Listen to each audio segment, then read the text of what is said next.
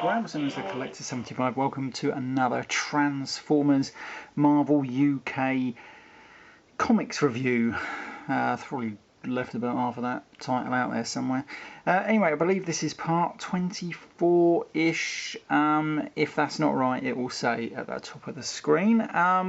Just because I just can't always remember exactly what I've got up to with these reviews.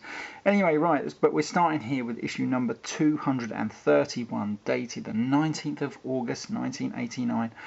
Still at 38 pence. If you're buying this today, this is probably about £2.99 in the shops now. That's crazy, isn't it? Because I remember 38p still being almost like 38p as it is today. That's crazy. Anyway, 19th of August 1989. That is how many years ago now? Because we're in 2015. So that's like 26 years ago this comic came out. Now that's crazy. Anyway, right, so let's carry on. Nice little cover here. There's thunder in the air. Pretty good. I do like it. So we go back to the, I can't remember how long we've had the sort of like, we've gone back to the original transformation page there, which I did prefer. What we got here, Small is Beautiful. We've got the Combat Zone, 2 helpings of Combat Colin this week. Blah, blah, blah, blah, blah, blah, blah, blah, blah, blah. We got the reprint of Resurrection there from about issue issue 102 or something like that, somewhere around there. I'm not going to say too much about the storyline, because if you want to read that, it is a good storyline actually, but just go back and read those issues really, or watch the video, whatever you want to do. It's still a good storyline. And just who are the Sleaze Brothers? I did like that comic. This story does have a bit of a bearing in a story coming up, probably in my next part. So that could be why they've reprinted that story there. Anyway, so here we go with the current story, which is called The Big Shutdown Part 2.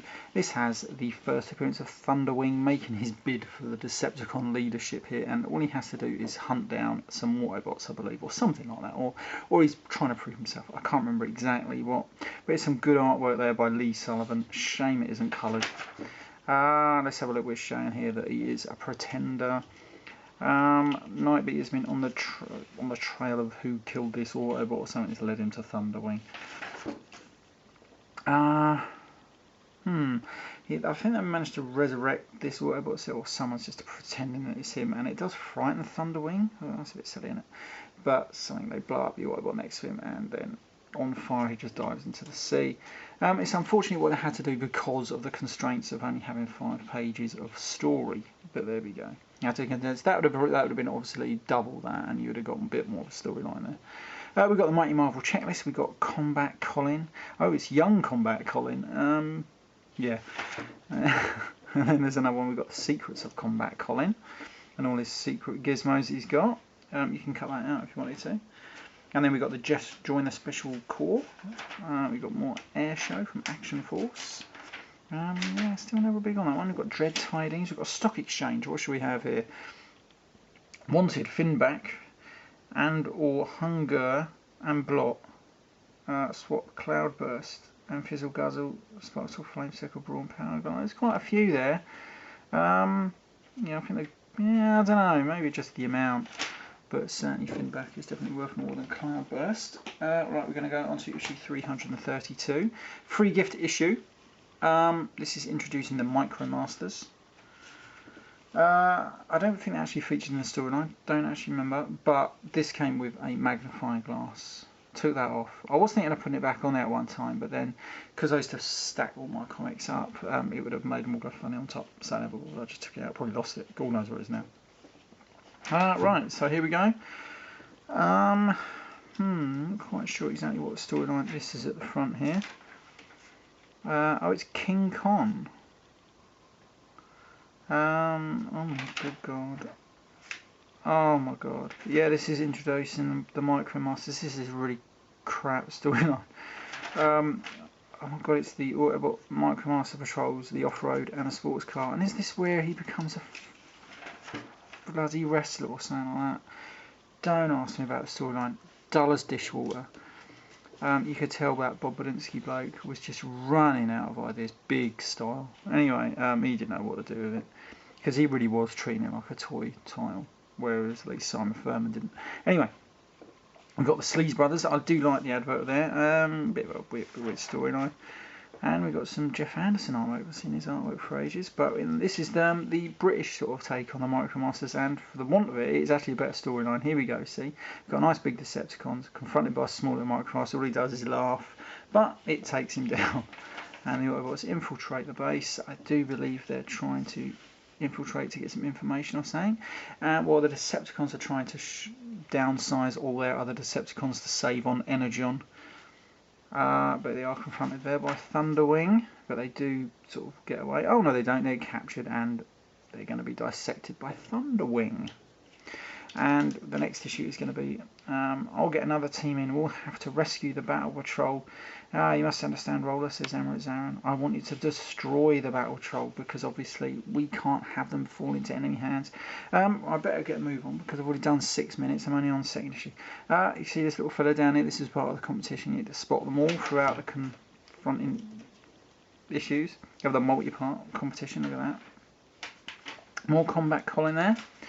Yeah, we could what's that, 20 Micromaster bases to be won and 100 runners-up prizes and micro transports. Then we've got Resurrection again. Next we've got Action Force. That's been quite a lot of Transformers action in that. Don't know why I couldn't just stick with it. But there we go. Put that on there. And then we're going to come on to issue number 233, Micromasters Competition Part 2 inside. This did have a free tattoo. This is still sticky actually. But it was sort of like this. This is so you could have a tattoo on your arm, pretend like you're actually a Transformer. And don't ask me. I did put it on. There we go. This is King Kong Part 2. Yeah, I'm not even bothered about the storyline. I'm sorry, but I just cannot. Maybe this isn't the one where he becomes a thing, but it's got all the Pretender monsters in it. No, not Pretender monsters, but the Decepticon Pretenders. More issues out there of Ratbat and Rampage. Nice advert for the Punisher. I think I've got that comic. Anyway, there we go. No, Jeff Senior artwork. He's back. The man is back. And there we go. We've dissected the Battle Patrol, and he's perfecting his own Micromasters. There we go. And they're infiltrating, ready to destroy. I don't think they do in the end. I think they do sort of like get out. It's a small war. There we go. So anyway. Yeah, I think they do. They disobeyed orders by rescuing them when they should have destroyed them. Something like that. Not too bad little story that. More Sleazers, more Combat Colin, more Dread Tidings, and more Air Show from Action Force there. Monstrous Micromasters Competition Part 2. Didn't spot any in this issue. Put that on there, but make sure I don't stick anything on that because it's all sticky. Right, and then we come to issue. Oh, bloody hell. The 9th of September 1989. It's funny because it's the 11th of September 2015 today, so this is almost 26 years old, this comic. Yeah, such a long time ago. So here we have RC. I think this is the origin of RC, I think. Yeah, I think it is anyway. Let's have a look as we get into it. We've got the transformation page there, when the action stops. Action Force Monthly is no more. Sadly, issue 15 was the last issue. There we go. Oh god. More King Kong. Yeah, let's not talk about King Kong, whatever that bloody storyline is called. There we go. Oh, nice little calendar there, September 1989. Head from issue 131. We've got Classifieds, and then we've got Prime's Rib. This is introducing RC. On this story, they constructed RC on the advice of those are women or something, Women's Lib, whoever it is, and so they said, why have you done a pink? Why have you given her like a breastplate and everything like that? And they just don't understand it. But then some Decepticons attack, and RC, they say, stay back, RC, we'll protect you, like that, and she can't handle it. So she says, fine, just let you get beaten up, and then she saves the day. Yeah, it's quite a funny storyline actually. I did like it. More Combat Colin, the other half of our calendar, and then some more Action Force, and then quite a nice good story coming up. I do like the ones involving the Matrix. And now this was, I believe this is probably one of the only ever UK stories that was referenced by the Marvel US comic. Yeah, so this one actually is part of the US continuity, whereas the US continuity, even though in the end it was wrote by Simon Furman, he ignored everything that he'd done in this, which was a shame in a way. But, you know, but this one is actually part of it, because this is Deathbringer, and is a good story compared to this awful King Kong. Can you feel the force? Yes. Oh no. Where the warrior? Good God. Yeah, King Kong, I'm not even bothered. Oh, that's why it's called King Kong, because some of them climb this building a bit like King Kong. Good God, he must have thought that storyline up in about 2 seconds. Right, Punisher. And so we have Deathbringer. Now, this has Optimus Prime's body laying dormant on some planet wherever it crashed after his inert body was sent out after he died at the hands of Ethan Zachary. So his Prime's body is on an old asteroid, and then this spaceship crash lands. It's obviously some sort of mechanoid race of a Deathbringer that would literally bring peace to dying worlds and put them out of their misery. But he touches the Matrix, he's dying himself.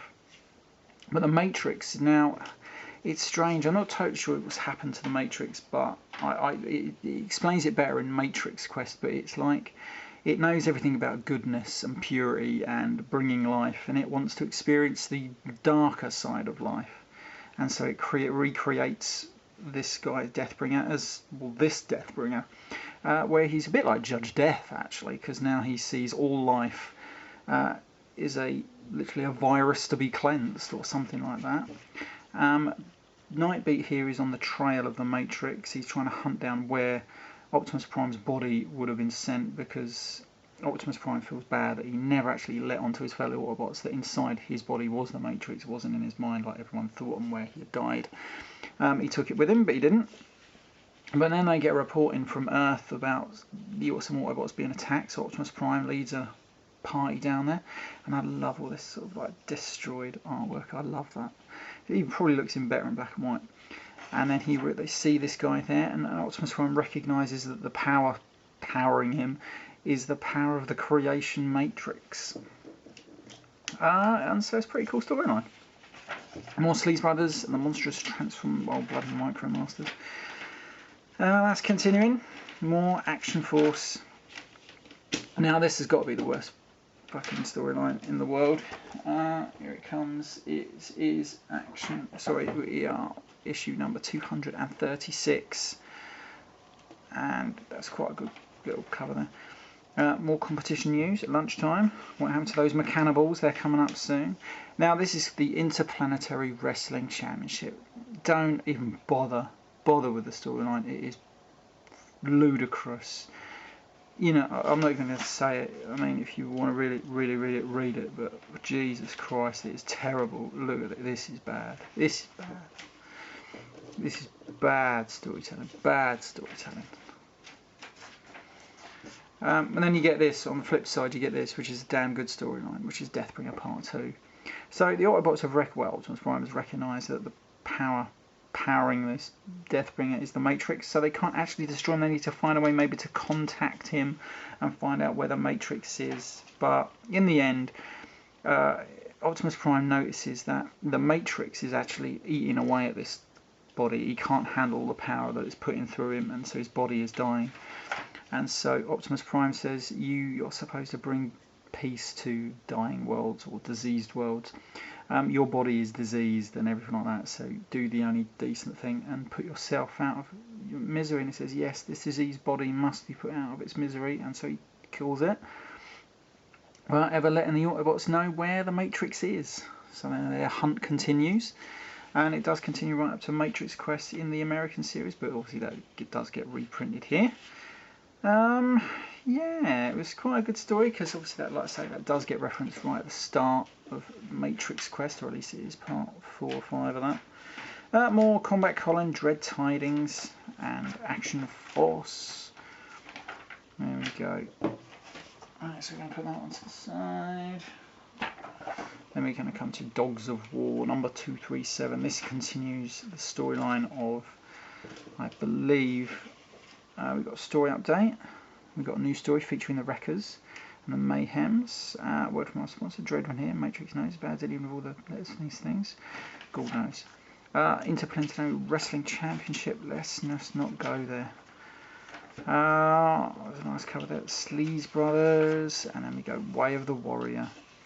So Karnavac has teamed up with the Autobots. He won't actually accept that he is an Autobot. Yeah. I can't remember exactly. I think it's something. He actually protects humans, and suddenly the Decepticon Mayhem attack squad turn up ready to take him down, and he does protect humans, and they can't stand the fact that he's doing that. It's a good story. Like I say, it's reprinted in one of the last annuals. I can't remember which one it is, and it is brilliant because it's all coloured and it's all in its entirety. They're not split up over several parts. If you know what I mean. Yeah. So when we get to that, I might go over the storyline a bit better there. It's actually a good storyline. There we go. So let's move on to the next issue. And this is No Place to Run. This was a good story. Some of the better storylines to come out of this, because obviously the comic was slightly in the previous ones. They had to condense all the stories, so you couldn't have like 11-page storylines no more. You had to have 5-page, usually 1 or 2 parts as well. So it was hard to get decent storylines going. But he done a good job in a lot of these stories, like this one. Not this. This is fucking dire. Yeah. But this one, so this is the survival run. Lee Sullivan doing some good artwork here, and it does feature Bludgeon, who's a great character. Just a minor toy was taken to great extremes, and I do love that. And he survives all the way up to Generation 2. Does he survive in Generation 1 and then Regeneration 1? I can't remember now, but I'll get to that, because I'll be doing that once I've finished these, along with Generation 2. You decide which you think is the better sequel, Generation 1 or Regeneration 1 or Generation 2. Personally, I go for Generation 2. Anyway, right, so moving on. We have Classifieds, Action Force. What else we got here? There we go. And we got Join the Special Corps again. So 2 issues to go for this part. We have here issue 239. We've got just Mayhem. There are some still good covers coming out. WrestleMania Part 4, Jesus Christ. We've got an A to Z there, Ravage and Ratchet. And we got their back. These are the classic Pretenders. Jeff Cena back on form, here we go. So here we go, you've got the humans, because obviously I think Karnavac did save some humans, and now they're repaying him by saving him from the Decepticon Mayhem attack squad.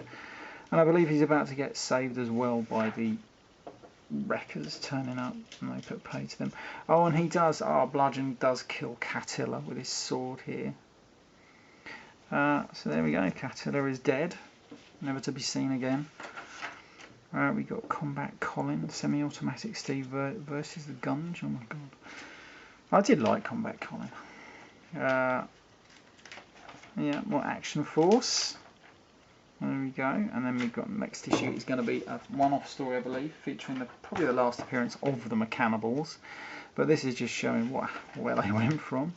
And now we have the first US strip that was penned by Simon Furman, and this is Back from the Dead. Now he is going to bring back a Transformer that in the UK continuity has been back for, well, literally just after he disappeared, but this is in the American continuity, and most people know this. Obviously this storyline does feature the return of Megatron, but in the UK he's been back for a couple of years, so he had to figure out a story to come around all this.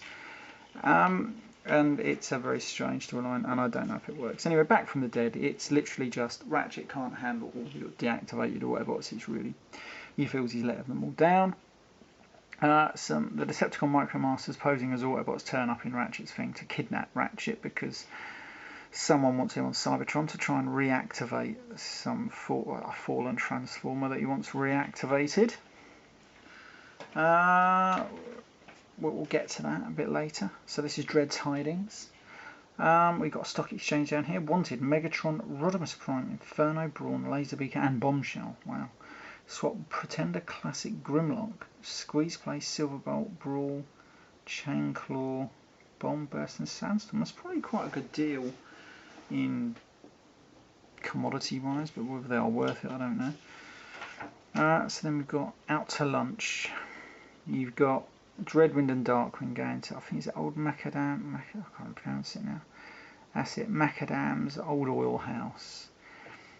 With the mechanicals outside eating Transformers and everything, and they're just literally getting a bit pissed up. And suddenly the mechanicals all come in, some Autobots deal with them, or something like that. Well, they're just getting drunk. There we go. They can't think what's been going on, why they've been getting the drinks and everything. I did like it. It's quite good. Just a quick one-off storyline. So we have more Combat Colin there versus the Gunge.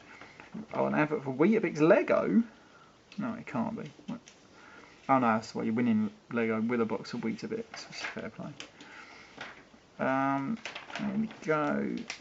Alright, and there we have it. So next issue we're having the Return of Thunderwing, and then more of Back from the Dead. And then we've got Do Not Adjust Your Comic. It's Just Atomic. Oh Jesus Christ. Alfred's. Yeah, let's not go to Alfred's.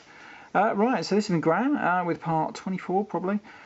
I'll be back next time with part 25, unless it's a different part. Still, there we go. Bye for now.